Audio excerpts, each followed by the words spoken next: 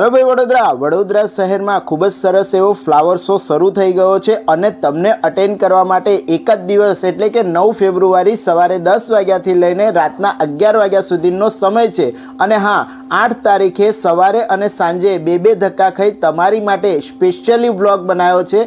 जयेश मोची vlogs channel YouTube पर फूल vlog मूकेलो छे, तो तमे जोई लो केवी रीते तमे एन्जॉय करी शको छो। नाना छोकराओनी बधी राइडो पण छे भाई, खावा पीवाना जोरदार एवा स्टॉल छे अने भाई आखू फ्लावर गार्डन भाई फूलोनी महक थी एकदम सुगंधित थई गयेलुं छे।